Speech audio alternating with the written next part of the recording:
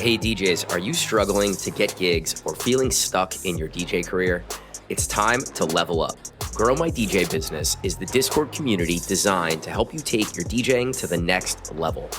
Grow My DJ Business offers exclusive coaching content from playlists and checklists to masterclasses led by industry pros. Connect with a network of passionate DJs, share experiences, share music, collaborate on tracks, and get inspired by each other's skills. Grow My DJ Business also gives you access to exclusive DJ edits, curated playlists for every genre, and even opportunities to book gigs. Don't just be a DJ, be a Grow My DJ Business DJ. Join our free Discord server today and unlock the full potential of your career.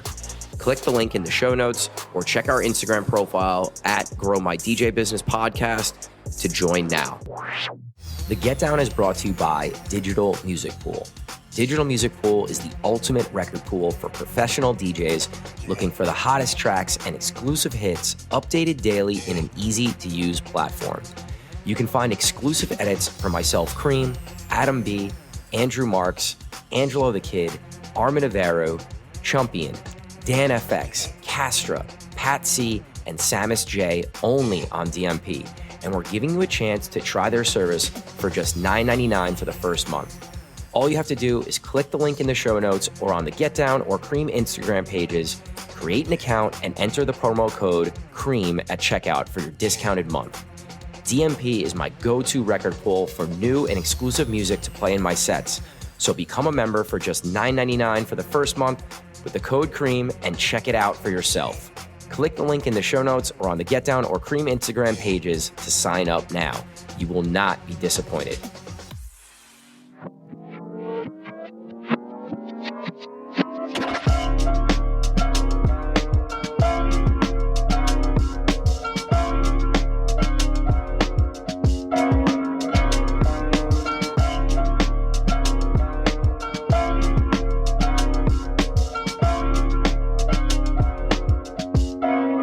What's up, guys? Welcome to the 155th episode of the Grow My DJ Business podcast, brought to you by Digital Music Pool and the Grow My DJ Business Discord. My name is Cream. Gary W. here. How you doing, Gar? Great to see you. You know, it's been nice. It's been nice. Got to go to the beach over the weekend, celebrated the 4th, which was excellent in a very community-driven way. Just stayed in the community. They had fireworks, drove the golf carts around, drank some beers, swam. We did a Love the summer. 4th of July scramble with all the people in the community, had teams. It was just a really fun day of just hanging out with friends and getting to see people in the community here. It was awesome. I had such a good time. Nice. I DJ'd a rooftop 4th of July party, and you were not able to see the fireworks from the rooftop. it was presumed that you could. Was that the? I don't know if it was sold as if you could, but I think it was sort of like hey, we have a rooftop. You can buy a ticket and come watch the fireworks kind of thing. Right. Well, we knew that it was getting pushed over to the Hudson River as opposed to the East River this year in New York for the Macy's. Is it still Macy's? I think so. For the fireworks. And I forgot where they used to do them, but I feel like it was a little more upriver this year toward Midtown, which makes sense, I guess, around like 34th Street, Empire State Building, etc. But I knew like uptown Hoboken, you could see them clearly from 14th Street. Right. It was the downtown part, but, down further south, you just couldn't really see them. Even the people that were out on Sinatra Drive, which is like on the water, they were even having some struggles seeing because of trees and various things, and it was really further up the river. So unfortunate, but still, Hoboken was a zoo. There must have been, I don't know, 5,000 to 10,000 extra people in the city just taking up space. I remember going up. And I sat in traffic for like an hour just to get out of the 1 mile town or city that I'm trying to get out of. So yeah, right. You have three exits out of town. It gets a little difficult when there's congestion like that. Yeah, it was rough, but it was cool. How'd that set go? New venue that we're trying to work with. Great sound system. Loves house music. So it was cool. Yeah, perfection. It was good. Rest of the weekend, I was in Atlantic City, and then I was at the Jersey Shore. It was a real like networking weekend. I played gigs. I played a lot of gigs, but I used the time in between my gigs to really try to push forward into some rooms that I either used to play in or I want to be in. Yeah. I was at HQ2 in Atlantic City, got to check out Joel Corey, got to meet Joel Corey. Super cool, nice guy. Nice. Taking a million pictures with all the people there. Yeah. And I really enjoyed his set. I feel like he gets a lot of hate. I thought he played a great set. I think because his music is very like mainstream dancey, he plays different from that. Right. And I enjoyed it. It was good. That's interesting. That he plays completely. Is it completely different? Or complete No, departure? it's not completely different, but he squeezes in his hits. Some of them are like VIP remixes, so it's a little harder, sort of fits the sound of today. Yeah. It's a little sped up. He plays a bunch of pickle stuff. He hits 70 BPM sometimes, like just good. He played, I enjoyed it. Like it was good just as a customer hanging out. Seems like a lot of fun. Big shout to Andrew Neebs, who opened up. He played for a long time, like a 4 or 5 hour set. Oh my God, and, really? I thought he did a great job. So I got to talk to him, hang out with him. We'd never actually met. So it was cool to connect with him too. Awesome. And then later that night, Jersey Shore, Angelo the Kid was in town playing a set and put on a bunch of Get Down DJs. So I got to hear James Yeager and Sean Magda back to back. I got to hear Two-Face, and then I got to hear an Angelo the Kid set, which was dope. And it was fun hanging with those guys. Rendine, 2A Ron. We had like the whole squad out there. Jake Fabs played a set. It was dope. Like a whole Get Down night. Love it. So yeah, great weekend, long weekend, traveling weekend as it's been here lately. Yeah, I feel like that's been the regular, and it's going to continue as vacations and things like that roll in. Yeah. So I want to talk about something. We actually asked our Discord. So if you guys aren't in the Discord, there's links all over the place to join the Grow My DJ Business Discord. It's just a great community. We're growing with DJs, producers, nightlife people. Gary's popping curated playlists, edits. There's all kinds of cool stuff in there. And, Gary and I are chatting and posing questions and ideas. We asked the group to kind of throw some topics for the podcast. So all these topics we're going to talk about today are from the Discord. So shout to the guys that and girls that pose some questions. And we're going to read a bunch of them throughout the next few episodes. But the first question was, we talk a lot about reading a room, and as DJs, it's our job to read a room, but how do you actually do that? And whether you're a brand new DJ or someone that's been in the game a very long time, this is like the most important thing that you need to learn how to do. And you're going to continue doing throughout your entire DJ career. So what are some ways that you read the room, Gary?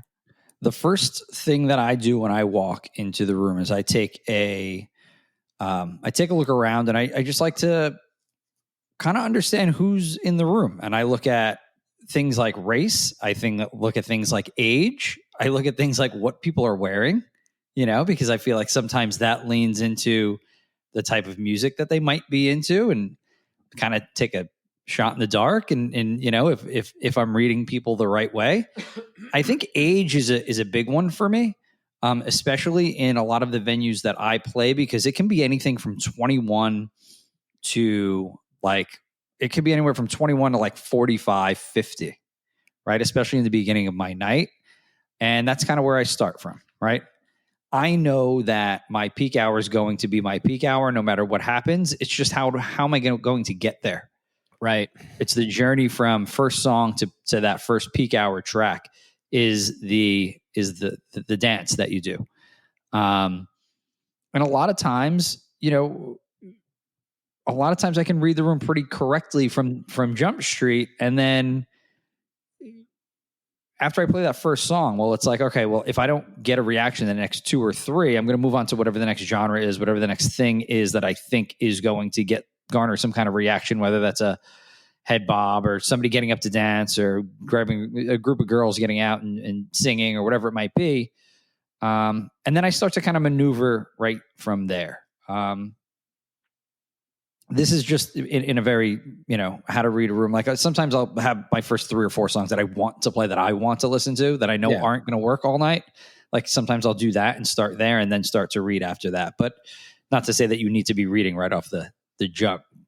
Sometimes you do though. Like if you're at a place that serves dinner and you're going to go dinner time into your set, which a lot of places do, you're going to want to do that. You're going to want to look around the room. You're going to want to profile. I hate to say that, but that is what it is. That's our job. Like we're profiling who's in the room and we're going to go from there. Right. And that's for your, to start. And I think some of the other things that you can take into consideration is what time is your set? Is it an early set? Is it a nightlife set? Is it an afternoon set? Is it a pool set, right? What's the context of where are you? Right. What time is it? What's the venue? If you're playing a venue that only plays house music, why on earth would you even consider playing something other than house music, So just understanding the place you're playing, the time you're playing, and the expectations. And you can find out the expectations by simply asking the person that booked you, asking other DJs that play in that room. And that gives you a little bit of a plan or an idea of how you're going to go into playing that particular place, right? So I think like Gary said, profiling the room and understanding who's there, at least to try and get an understanding of, all right, what might these people be interested in? And I think this really goes for the open format rooms where it's really, really important. Yeah. But I think as far as sort of more of what I've been doing, where it's more one speed, more one genre, I think it's also important to understand, well, how deep can I go, right? Is this like I'm playing dance music with popular vocals that everybody knows the whole time? Or can I go and play deep, dark techno? Or can I go and dip into, 70 BPM speed house or Jersey club or something that might be a little off the beaten path? And you could probably still do that a little bit in your very like shallow end places. But how do you read that? How do you read that? Like I can go away from what we would call like regular house music, very generic, what everybody knows house music, the Fishers, the Chris Lakes, etc. Right. So you test the water with some stuff that they know, right? If I want to go deep into like tech house, let's say, right? And I want to go from, let's say, a Fisher track that everybody knows into maybe like, I don't even know, like Eli Brown, just something like darker that, might be a little faster paced or whatever the case may be. You test them out with some like vocal stuff or songs that they know, and you go a little deeper, and then you go a little deeper. And then all of a sudden, where you started at Fisher, now you're in this dark techno hole, and they're still rocking out. Yeah. But maybe you advanced 1 or 2 layers past Fisher, and it's like, well, nobody's moving, and they're not into this. And then it's like, all right, well, I got to get out of here. Yeah. So it's baby steps going from shallow to a deeper end of the spectrum as far as the style of music that you're playing.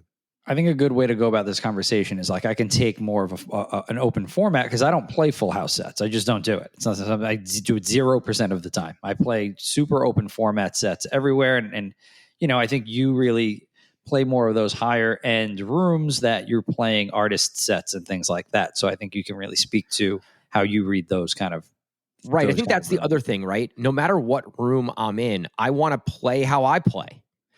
And I have to get to that point to see if that'll work, no matter what. And if it works, great. I can rock out all night and have fun and play what I want to play. If it doesn't work, all right, then we're going back to the Joel Coreys and we're going back to the to the Fishers and the Pitbull vocal over a drop kind of thing. Right. It's good too if there's other DJs playing around you to get there and hear what they're doing. And you get to watch a crowd then if you're not just playing open to close type thing and see what they're reacting to. And then you could start curating in your brain, all right, well, I'm going to start here, then I'm going to go here kind of thing and see where the night takes me. Yeah. But yeah, like we're looking at nonverbal cues. We're looking for head nods. We're looking for people at the bar tapping their hand, tapping feet.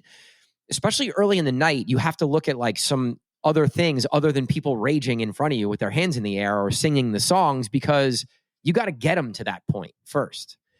And I think early on in the night, we're taking cues, right? So what are like some other things that you're looking for when you first start that like, all right, I got this in my back pocket for later on when I want to go more aggressive?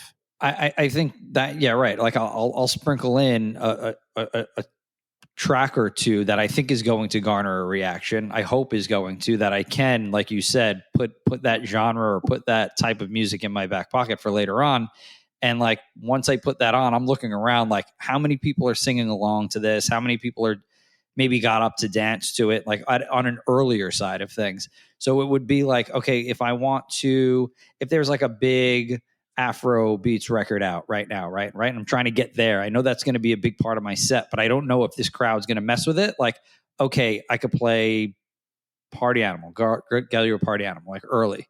And like, if people start to move to that, I'm like, all right, well, you know what? They like this kind of genre. I know I can get there later. I'll play a couple more tracks in that genre and then work my way out of it. And then, like, work my way out of it in a way where maybe like, I'm going to go into dance hall, or I'm going to go into a Sean Paul record that's maybe 120 BPM and work my way back up in an open format room, I'm saying. Right. And then I can be into my 120s and then know later on, okay, maybe I can revisit my Afro beats or even Afro house music, And let me ask you a question. Let me pause you right there. Go ahead. Are you going out of your way in an open format set early in the night to really run through a bunch of genres to try to get that information? Or are you kind of just like playing some stuff until you find one genre that's working and sort of go with that for a little bit? Like, what's your strategy there? I think how I'm doing it is, all right, if a lot of times in this one venue, I'm just going to think about one venue and kind of run you how I go through that. Right. So like, I know I'm going to start with R&B and like, okay, I want to see if there's a Caribbean crowd in here. So then I'll start to like work an R&B track that like has some kind of Caribbean vibes and then work into my Caribbean stuff and like see how deep I can go with my Caribbean stuff. Right. This happened to me actually 2 weeks ago. This is actually a great story for this topic. I walk into a room. I have never, ever, ever, ever played soca in this room ever. And I walk in and I'm like, okay, it's an older crowd. So I started to play maybe some Keinmusik and like, I was like, all right, well, I'm going to test out some Afrobeat stuff. So I played a little bit of that and they were really vibing to it. And then I was like, oh, they're really into this stuff. Let me see how deep into this I can get. I got a little deeper. And then I was like, let me try a soca track. And it wound up being like half the room was Caribbean. And like, all of a sudden I'm like 10 songs of soca in. And like, people are like going hard at 10:30. I had started at like 9:30. Yeah. And that's just what you do. You got to kind of start to dip your toes in.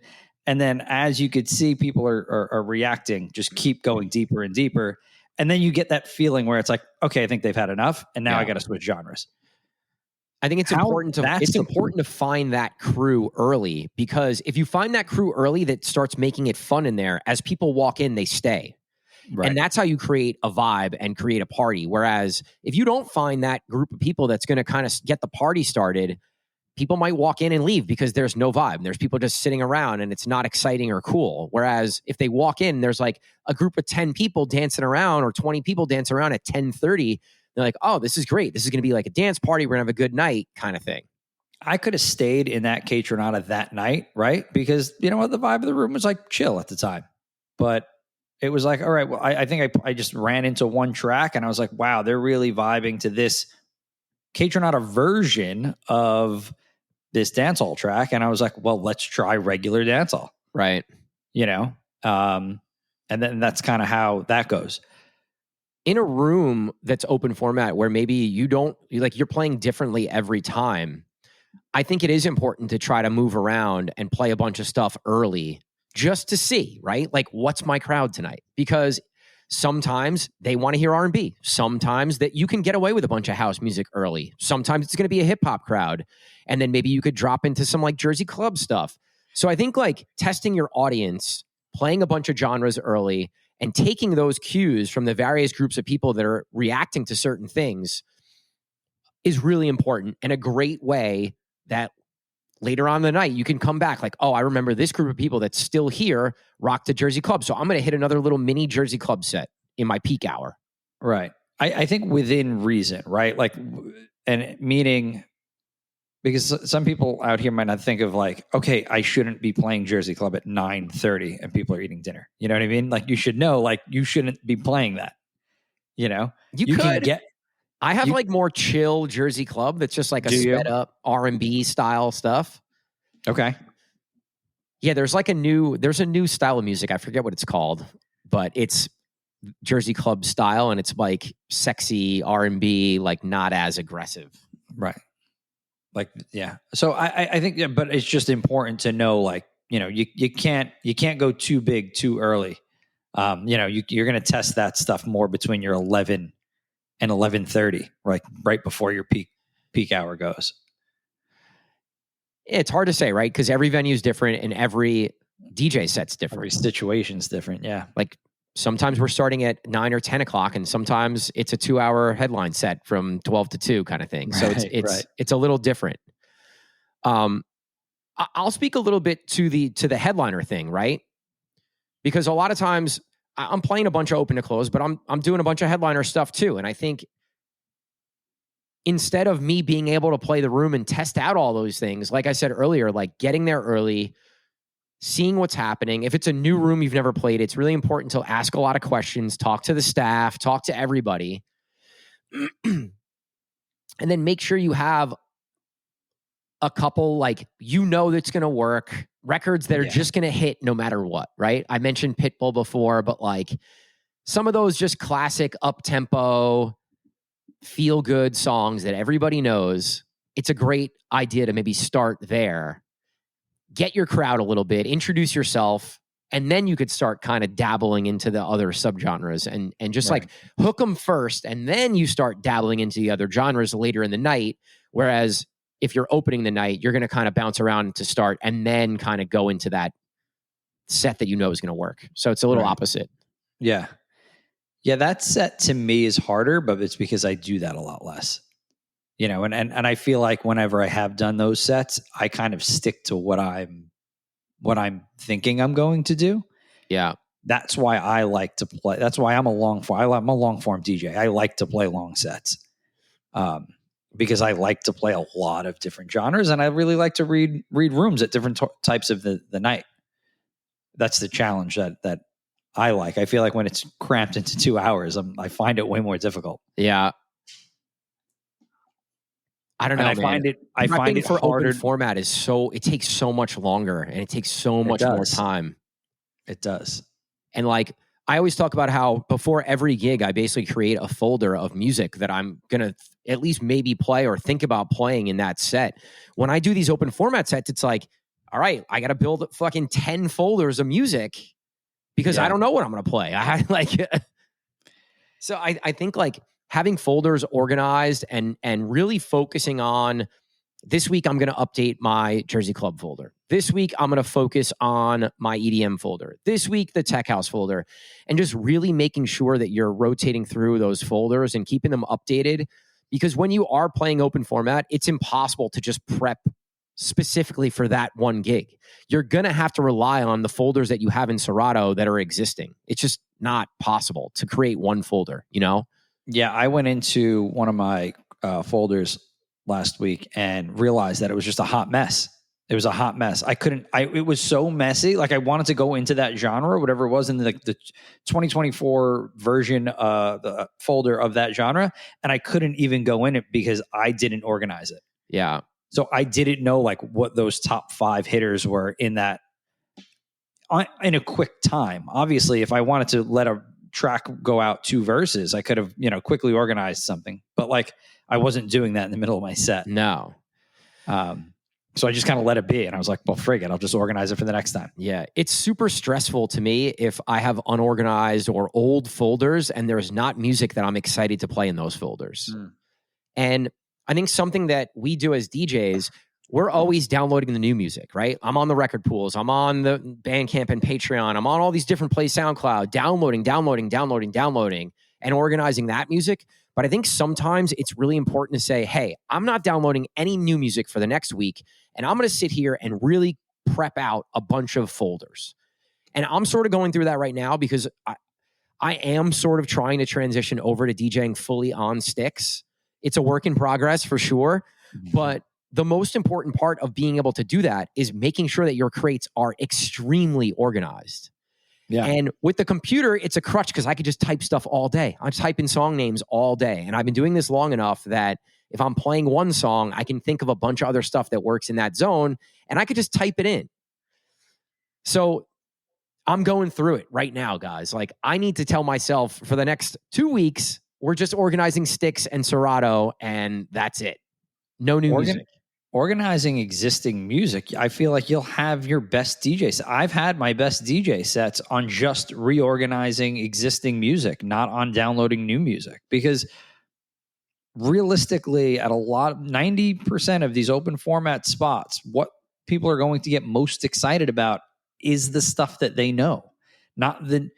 We all know the top 10 new stuff. We're all going to play that no matter what happens. But it's like that like back wall news stuff that nobody really cares about, doesn't know yet. That's the stuff that like you really don't need to worry about right now. It's the reorganization of the older stuff and playing it in order that is effective, right? Sometimes we're going to get into this as the next topic, but we all play a lot of the same stuff. So a lot of it's organizational. Yeah. The other thing too, for me personally, I'm excited when there's new or different versions of songs that I'm playing. I don't want to play the same shit over and over again. And sometimes when I'm playing a big room casino set, like, you sort of got to play a lot of the same vocals. So what I like to do is, all right, if I've been playing this version of hotel room service, I have fucking 50 versions on my computer. Let me take the one I've been playing out and pick another one. Right. Maybe I play a 70 BPM version. I just made a Jersey Club version of it, whatever. That's really important to me too, is like, all right, I've been playing this whatever edit for a long time. I need something new because I'm getting bored playing it. So let's go find another version of it. Well, here's a question for you. So how about when, you talk about these surefire tracks that are going to work, right?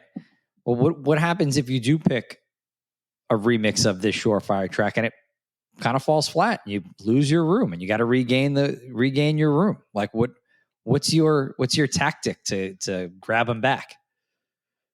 I don't know. There's just certain tracks that I think no matter what, like, are gonna work. But in the instance that you're saying, it's like, okay, well, I've been playing this version of this vocal for such a long time. I'm going to try this new one out. And it's like, oh shit, I tried this new one out and it didn't hit as hard as that other one. And then maybe we go back to the version that has been working on the second half of that track and reset. Going like you're gonna like then play that other one next. Yeah, so I let the first build go. The drop hits, nothing happens. All right, let me go grab the other one that I know works. And if that doesn't work, then maybe I'm just playing the wrong genre of music. you know? Well, right. Well, that's a good tactic. I like that. I like that. But yeah, there's certain songs that no matter what, if I'm in a bind or my crowd looks bored or whatever, like there are certain songs that I know are going to work. And I have folders for, 2024 bangers. I know that if I'm in EDM, peak EDM, and I need a banger, I can just go to that folder and it's all songs that have given me big reactions consistently. Or, 2024 hip hop. These are the 10 tracks I know are going to work. And I have those folders built out.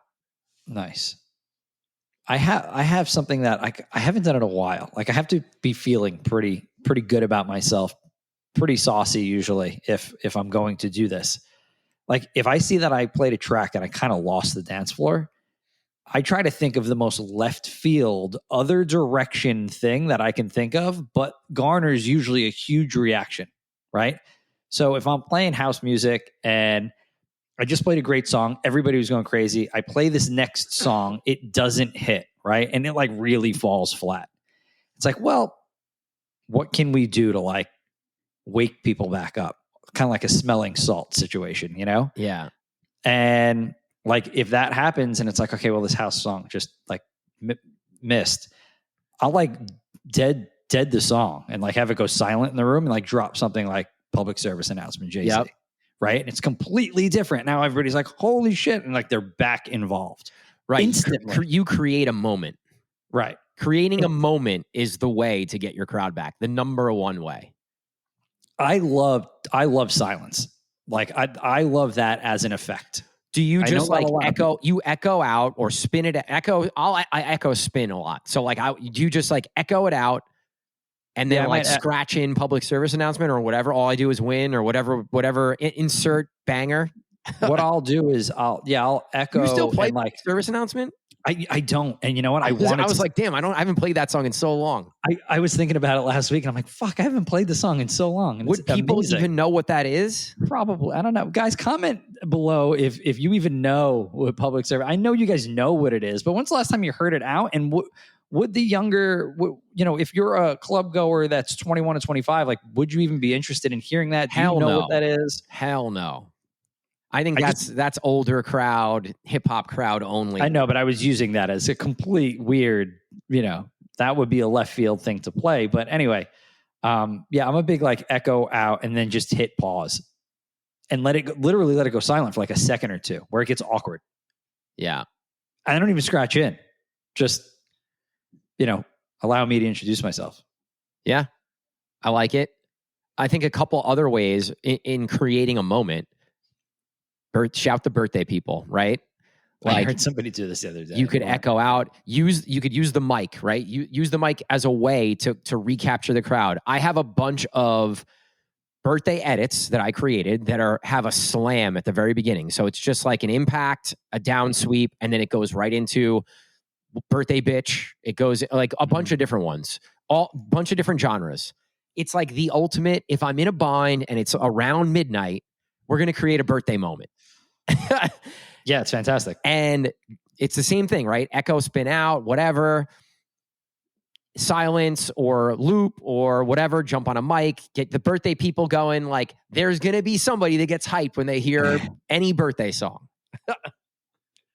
I was walking by a bar the other night and it was like an indoor-outdoor bar.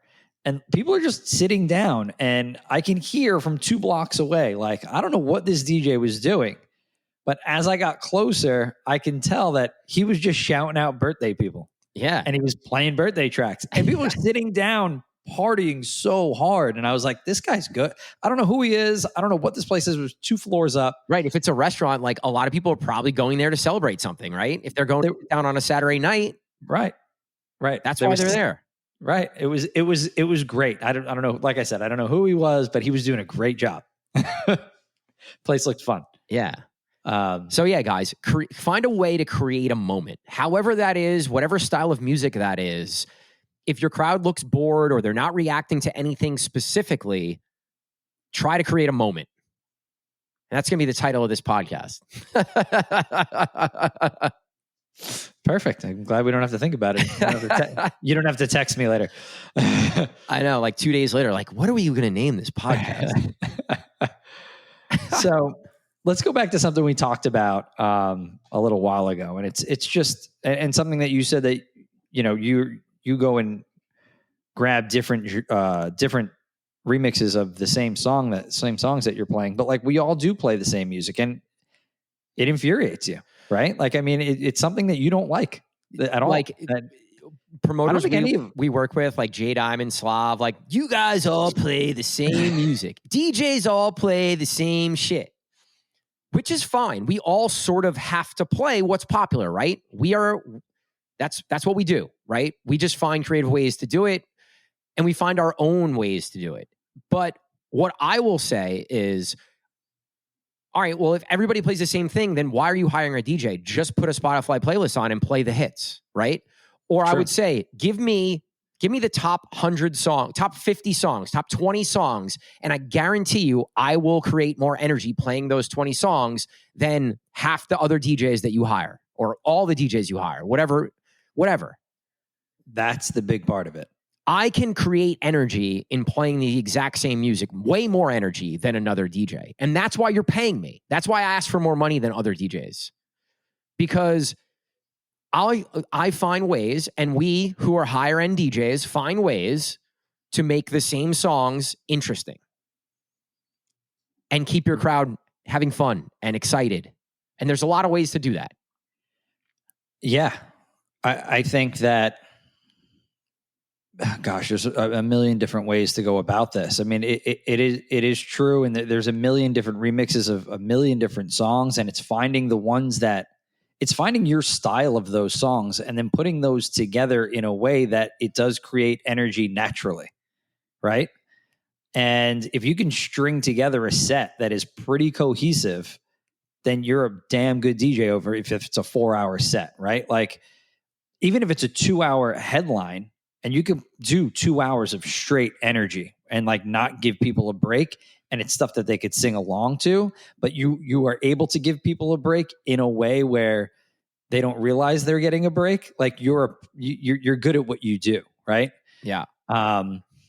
It's like you said, we can all play the same music. It just matters how do you string those songs together in a way that works for you and your crowd at the time. I feel like that would be such a cool DJ challenge to say, hey, here's 20 songs. Make me a mix. And the most interesting, creative, cool mix wins. Wow, we might have to switch our mix up. I like that. Our mix like content. That would be fun. I would get involved in that. I'd do that in a second. That'd be amazing. I think that'd be so fun. And I think it would be so interesting to see the different styles of music that everybody would play and how they would play it. I would love to see, right? And this is the fun part of it, I feel, how long everybody's mixes are, right? Here's the 20 tracks. You have no time limit. 7 minutes, 6 minutes. Yeah, right. You're 20 tracks. We used to do, a little off topic, but I'm going to bring it up anyway. I know exactly what you're going to say. We used to do at the Ainsworth for halftime of football games, how many songs could Cream play at halftime? I want to say the record was like 14 or 15. I think it's a 15-minute halftime, right? I think we got in between 15 and 20 one weekend. I think we got to 18 songs in like a cohesive, sounds good kind of way. Right, like the crowd's dancing, we're having a great time, and we're rocking out. But how many songs can we jam in? I remember a couple days looking at me like 12, and like people are still going. Like I'm like, geez. Yeah, and all the people that used to work with us would be like, how many this week, Cream? How many this week? So to that point, like.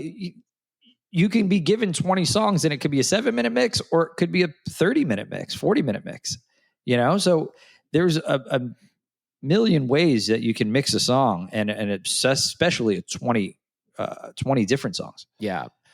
The reason why this comment infuriates me is because, yes, we are playing a lot of the same vocals, but there are so many ways to play every song.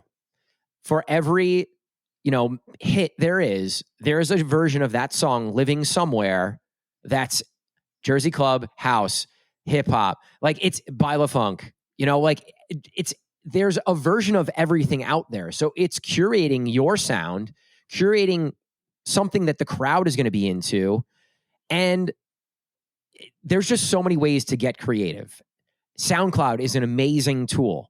You can find so much shit on SoundCloud if you're looking for a specific remix of a song. I've sat there and gone through hundreds of remixes to find the one remix that fits into my sets. Yeah. I create a lot of edits and remixes and songs and stuff that fits in my set that only I have, that sets me apart from everyone else. That's just curating the music. That's one aspect of how you as a DJ can sound different from everyone else. Not to mention acapella ins, acapella outs, not to mention slam versions, not to mention mic work, quick mixing. Like there's just so many ways. And I know that the people saying that, DJs play the same music, partly they say it to me because they know it pisses me off. But partly it's because they just don't know the intricacies of what's happening to create a successful night. Those two got some balls on them because you know what? They work at a place that they play the same damn song, the same version 1 billion times, and they still go crazy to it. So, well, that's why they say it, because you could play the same 5 songs on repeat for 12 hours and it would work. The same version, the same song. I would love to go in there and play Calling on repeat and see how many times I could play it without someone yelling at me or the crowd not reacting. I feel like that'd be a great experiment. Oh my God. A-Track said something one time, and I'm thinking about being a great curator of music. And sometimes we're not all the best. You and I aren't the best technical DJs, right? I can mix the shit out of 2 songs, but I can't. But I'm not great. I'm not great at scratching. So I'm thinking but we have enough in the tank to be able to do some things. But A-Track was saying, he's like, one of my favorite DJs can't scratch. He's like, just not a good scratcher, but he's one of my favorite DJs. Right. So like, I'm thinking like, if you want to go see if you want to go see somebody who can put together a set list and move and rock a nightclub, but you know they're not a technically great DJ, that's a great person to go learn from how to build a set, right? Because they're so reliant. Like I am so reliant on the flow of my night because I'm not a great person on the microphone. I'm not a great scratcher, you know? Like I said, I can mix two songs and I could seamlessly get from reggae to punk rock, you know, pretty quickly, like where you wouldn't even notice it. But like those are the DJs that you want to go see if you want to learn how to arc a night, you know? Yeah, and I just understand who you are as a DJ. You don't have to be the guy that's on the mic if that's not your strength. You just have to be able to do enough, you know? Right. If you don't scratch or you're not that good at it, you don't have to scratch. Just don't scratch. Mix the songs cleanly. Use some effects. Use some loops. Do some cool things when blending music. Use acapellas. There's so many ways to sound great in your own way. You know, like the way that makes that shows off your skills the best. Do that. If you don't know how to scratch, don't scratch in the club because it sounds like shit. Right. Like there's DJs I've been like, yo, like don't do that anymore. I see so much overuse in skills that people don't have, whether that be being on the microphone too much, whether that be scratching too much, whether that be mixing the same exact way every song. If you are in like a 3 scratch and drop kind of a mixer, like don't mix like that every song. People get sick of it. You know, if you're a echo out, spin and mix, like don't do that every song. Like it's tiresome. You have to use different techniques throughout your set. And I think that's a great way to keep a crowd interested. Yeah, that's great advice. I totally agree. At the end of the day, I find it as a disrespectful comment. It's disrespectful to the art of DJing, and it bothers me because of that. It really does.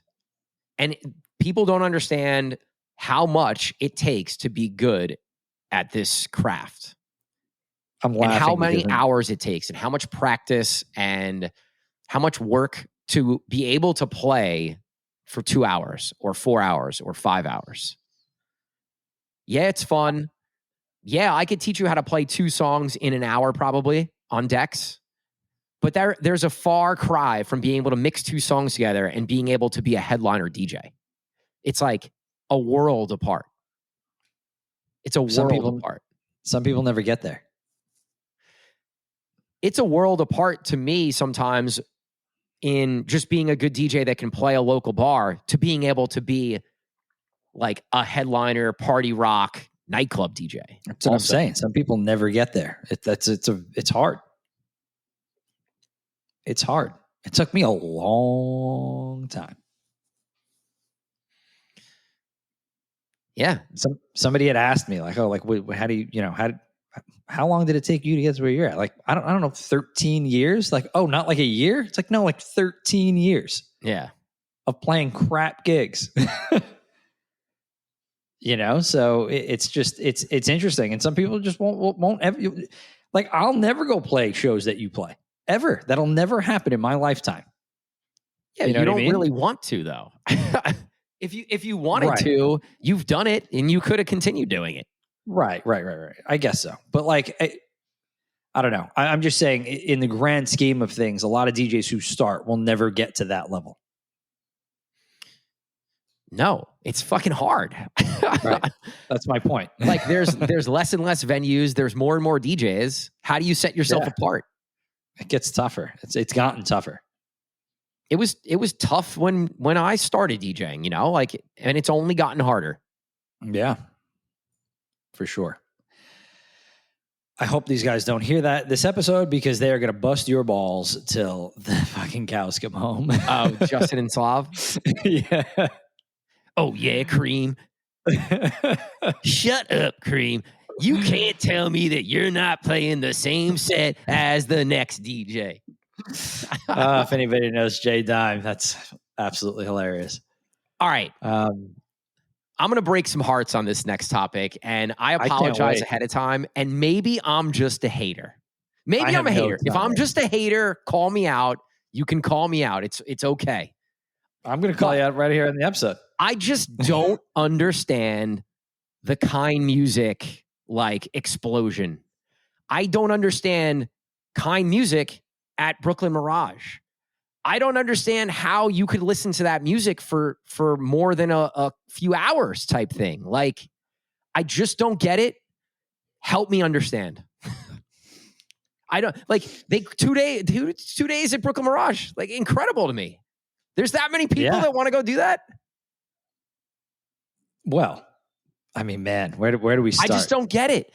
I like the music, but to me, I want to listen to that music when I'm cleaning my house. I want to listen to that music when I'm at the pool. I want to listen to that music when I'm floating in the sea in Croatia, which I did, which was amazing. I don't want to go to Brooklyn to this big ass place with all this lights and sound and all this. And like, I just don't get it. I put my pashmina on, you know, Your crochet shirt. big pashmina crowd over there. Is that how you say it? Pashmina? Is that what it is? It's like the Fisher bucket hat to the Keinmusik pashmina now. Oh my God. I thought you were going to say crochet shirt for sure. Yeah, that too. Get your crochet out. They knitted it on the way there. Oh man, I saw in a comment that you in your note that you called it opener music, which kind of like music. I took a little offense to that being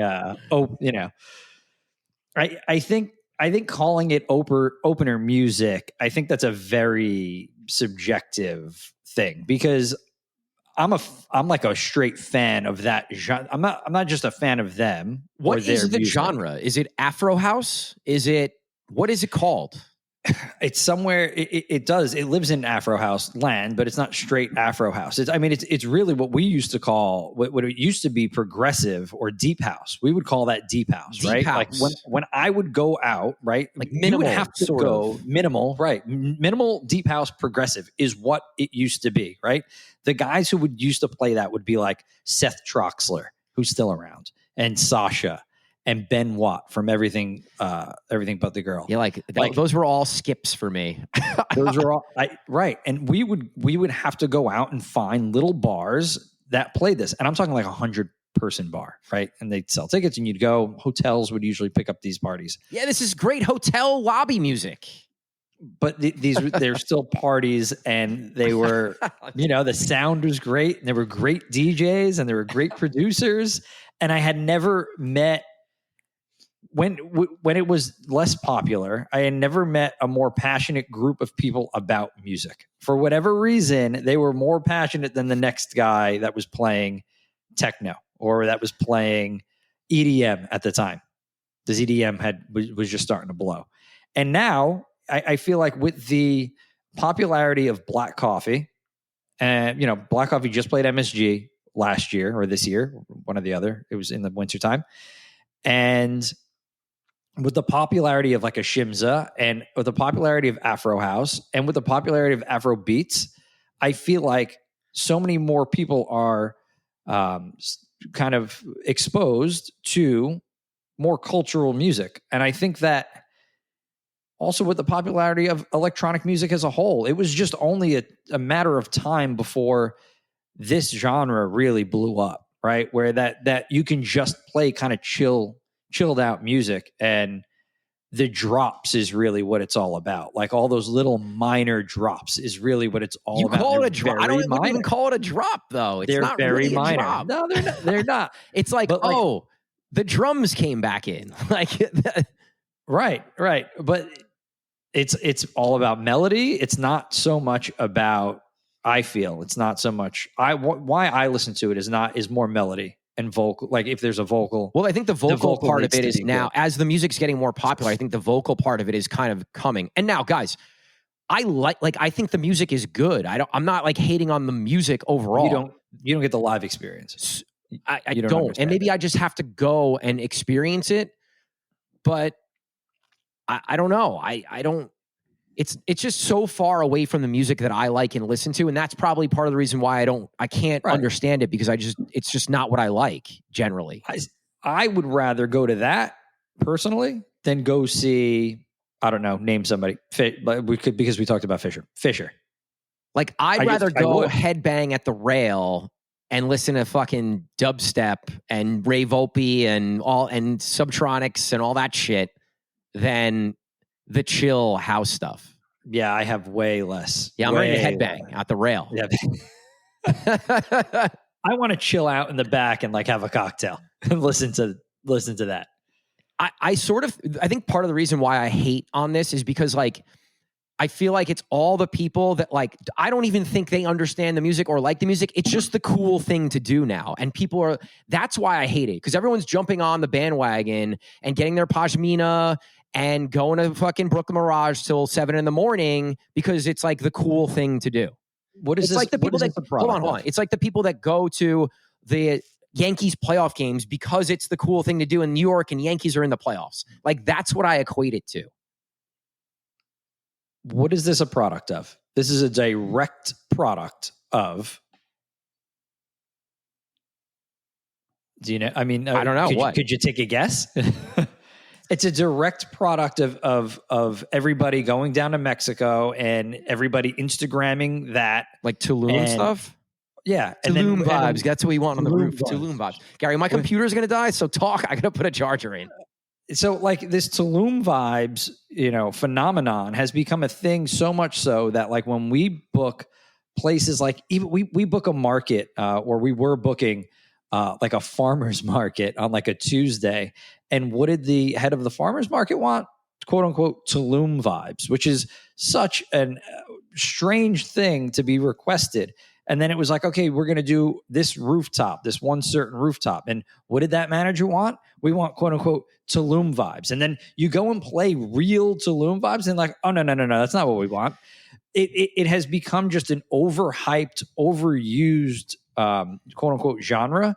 And then I feel like all the people that really did go down to Tulum and consume Keinmusik and consume everything like it, wants to relive that experience. And that's why Brooklyn Mirage shows sold out quickly, because when they came out in the wintertime or the fall, it might've been last fall that they dropped those tickets. I went to go buy them and the day one was sold out immediately. Yeah, that's insane. This is just a recreation of everybody wanting to be back a part of or feel like they're in Tulum and getting your "quote unquote Tulum vibes." That's what this is. You're in Brooklyn, New York. Like, I don't know. I don't get it. I want to listen to this in Tulum. If I'm in Tulum, this is all I'd want to hear all day. It'd be great. I'd love it. But it's like it's an environment thing. I don't understand. I guess I'm hating and I've never experienced it. And that's not always the best way to, I don't know, to think about something, but. Yeah, I could see where you think that like it's more just environmental, but like if you're somebody who puts that on in the car going to work, like you're a fan of that music, you want to go see that music no matter where it is, right? Whereas like you'll go put that on because you're in the pool in Croatia. Yeah. Or you're in the sea in Croatia, right? You're like setting your musical taste to the place that you're in, where these people are actual fans. Like they're listening. Are they? Hey, listen, if they listen to it in their car going to work and they listen to it regularly, they want to go see it performed. Whether if it's boring or not to you, they see something in it. Just like the Dead. Like I listen to the Dead all the time, and some people listen to the Dead just when they're touring or I feel like people like if people at the Dead shows, I think the people that go to the Keinmusik shows dance the same way. It's probably they're like mock hippies, right? That's what I'm saying. They're the hippie. They're the hippie version of house music fans. Is that what it is? Maybe that is what it is. I don't know. Yeah. Are they wearing hemp and shit? Like crochet? They're definitely wearing crochet. But like it was hilarious. I was watching like a bottle train going out like to a table while this was all happening, and I'm like, what world are we in? What are we doing out here? Yeah, I could see if people were like smoking a hookah or something, or like smoking something. At the end of the day, though, I'll say this, right? I'm like half joking, but I'm half serious. I'm just not really into it, and I don't totally understand it, but I understand that a lot of people do if they're selling out the Mirage for 2 nights. So yeah, I want to give a huge shout out to Tonesetter. He's been really into this vibe and making music in this world. And he got some support from and me, I think, and a couple of the guys at various stops on their tour. So go check out Tonesetter's Big Jet Plane remix. It's on his incredible. SoundCloud. So good. Dope track. Shout to Tonesetter. He's probably listening to this, wanting to punch me in the face. So, Tone, I wanted to make sure I shouted you out to get a little love back. We love you. Help me understand. Awesome. All right. Yeah, let's wrap. Anything we have to promote here? I don't know, man. I don't think so. I think we're good. I think everybody have a great summer. Follow us go subscribe on YouTube. We're really trying to grow our YouTube and trying to spend some time there. So if you don't follow us on YouTube, you can watch this podcast on YouTube, and we're putting a bunch of other stuff on there. And join the Discord. Those are the two things I will say to do. All the links below. So check it out. All right, guys. Thanks for listening to this episode. We will talk to you soon. All right, guys. Peace. Thanks for listening to the Get Down podcast. If you enjoy our show and find the topics entertaining or helpful in any way, we would greatly appreciate if you could subscribe, rate, and review our podcast wherever you listen to it. We want to help more DJs, and subscribing, rating, and reviewing the show is the best way for us to do that. We appreciate all the love so far. Thanks for listening, guys.